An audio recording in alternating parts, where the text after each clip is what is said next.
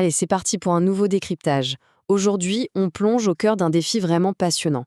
Comment réussir à transposer l'essence pure, l'effort physique et l'authenticité du sport directement dans le monde numérique? Eh bien, une jeune agence hyper dynamique du nom de Redek Assemble a décidé de relever ce défi.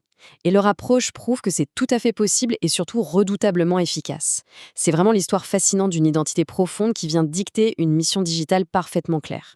Pour bien comprendre tout ça, on va suivre un plan très simple en 3 étapes. Numéro 1, les racines de Redek Assemble. Numéro 2, le sport comme vecteur. Et enfin, numéro 3, l'autonomisation des communautés numériques. On attaque donc directement avec la première partie, les racines de Redek Assemble, les origines.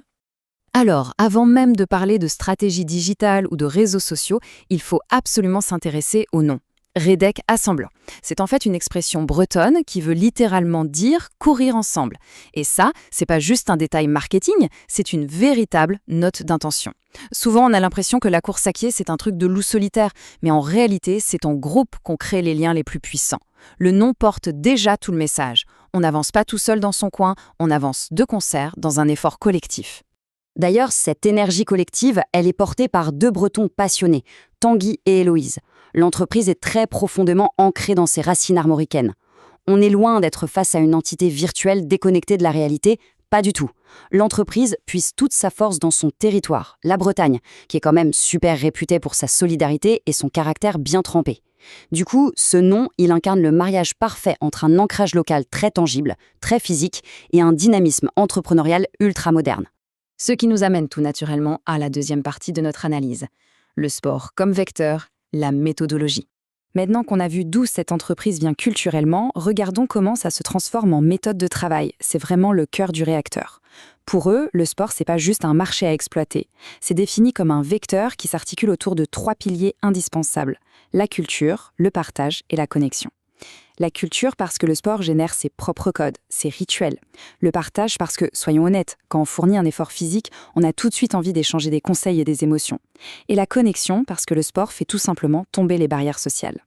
En utilisant ce triptyque, la communication devient une véritable proposition d'expérience humaine, bien loin d'une banale publicité.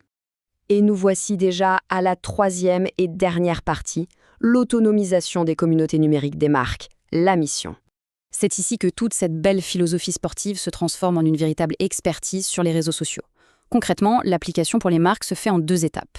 Étape numéro 1, accroître la visibilité. Ça, c'est la base. Il faut réussir à exister dans cet immense océan numérique. Mais l'étape 2, c'est là que la magie opère. Il faut absolument favoriser les échanges avec l'audience. C'est la suite logique. Faire du chiffre pour faire du chiffre, ça n'a aucun sens. Si on ne nourrit pas un dialogue actif, la visibilité n'est qu'une coquille vide. L'objectif, c'est de faire agir la communauté, de la rendre vivante.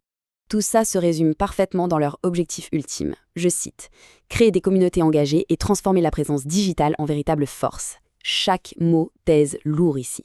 Fini les simples spectateurs passifs, on parle de communautés engagées. L'observation laisse place à l'action.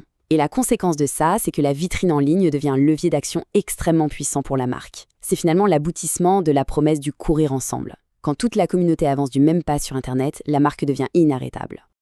Pour conclure cette analyse, une question de fond s'impose, et elle mérite vraiment qu'on y réfléchisse. Comment les stratégies numériques modernes peuvent-elles véritablement reproduire cette connexion physique, ce sentiment si particulier de courir ensemble?